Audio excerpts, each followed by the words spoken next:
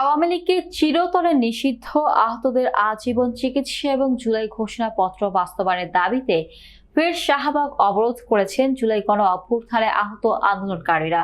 রোববার সকাল থেকে শাহবাগ মোড়ে অবস্থান নিয়েছেন তারা। আন্দোলনকারীরা বলছেন, দাবি আদায় না হওয়া পর্যন্ত রাজপথ ছাড়বেন না তারা। শাহবাগ মোড়ে অবস্থান নিয়ে ৩ দফা দাবিতে ফের আন্দোলনে নেমেছেন জুলাই গণ অভ্যুত্থানের আহতরা। রোববার সকাল থেকেই ব্যানার ফেস্টুন হাতে তারা অবস্থান নেন রাজধানীর গুরুত্বপূর্ণ এই মোড়ে।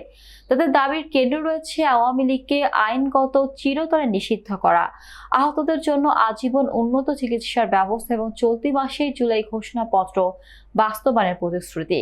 আন্দোলনকারীরা বলেন, আওয়ামী লীগ নিষিদ্ধের নামে কেবল নাটক হলে চলবে না, আইনের প্রয়োগ নিশ্চিত করতে হবে। তারা জানান, জীবিত থাকতে আওয়ামী লীগ কিংবা তাদের দোসরদের পুনর্বাসন হতে দেবেন না তারা আরো বলেন, জুলাই কোনো দলের আন্দোলন নয়, এটি জনগণের জাগরণ। তাই জনগণের পক্ষেই রাজপথে তাদের অবস্থান অব্যাহত থাকবে। এ সময় সরকারের কাছে স্বাস্থ্য মন্ত্রণালয়ের পক্ষ থেকে সরাসরি ঘোষণা দাবি করেন আন্দোলনকারীরা।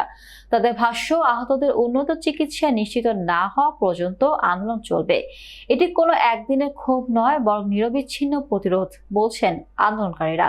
এর আগে গত শুক্রবার প্রধান উপদেষ্টার বাসভবনের সামনে সমাবেশ শেষে মিছিল নিয়ে শাহবাগ অবরোধ করেন তারা। শনিবার দিনভর শাহবাগে সমাবেশ হয় আওয়ামী লীগ নিষিদ্ধের দাবিতে। এতে এনসিপি ছাড়াও বিভিন্ন রাজনৈতিক ও ইসলামী সংগঠনের নেতাকর্মীরা অংশ নেন। আন্দোলনকারীদের হুঁশিয়ারি, দাবি বাস্তবায়ন না হলে শাহবাগ ছাড়বেন না তারা, বরং আন্দোলন আরো বিস্তৃত হবে।